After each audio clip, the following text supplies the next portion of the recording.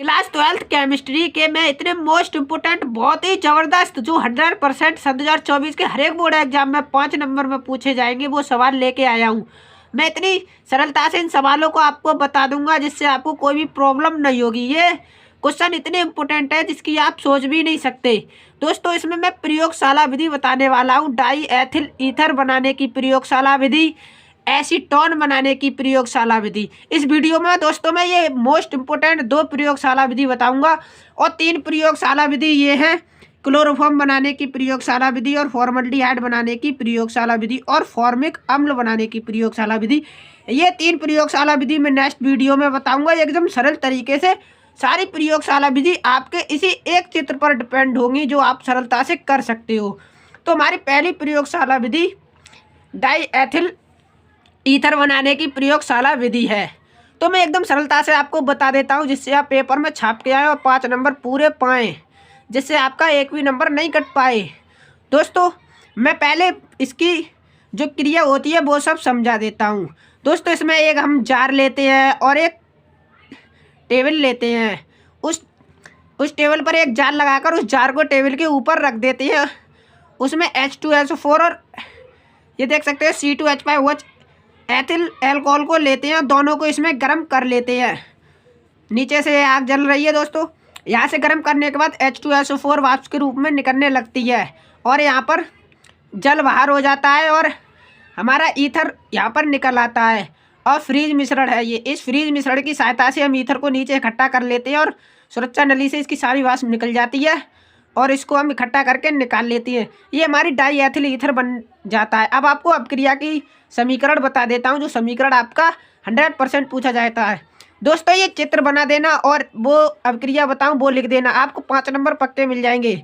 ये लिखने का कॉन्सेप्ट ज़्यादा टीचर देखता नहीं है, वो कुछ नहीं देखेगा आपने क्या लिखा है क्या नहीं लिखा है। आपकी अपक्रिया देखी जाएंगी और आपके चित्र देखे जाएगा अच्छा बनाए या नहीं। दोस्तों आप चित्र स्पष्ट रूप से देख सकते हो। इसी पे 5 प्रयोगशाला विधि निर्भर हैं। दोस्तों ये है हमारी डाई एथिल ईथर बनाने की प्रयोगशाला विधि। जब हम एथिल अल्कोहल को H2S4 के साथ 110 डिग्री सेल्सियस ताप पर गर्म करते हैं, जैसा कि मैंने उस चित्र में आपको बता ही दिया था, तो यहाँ C2H5HSO4 प्लस H2O बन जाता है। फिर हम C2H5OH को फिर C2H5HSO4 से करते हैं। दोस्तों थोड़ा गलत हो गया है यहाँ पर ये वाला आ जाएगा C2H5HSO4। फिर हमारा यहाँ C2H5O C2H5O ईथर बन जाता है।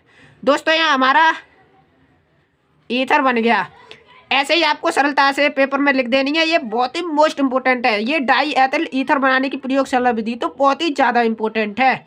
दोस्तों मैं एक और बार बता देता हूँ आपको जिससे आप भूलो ना।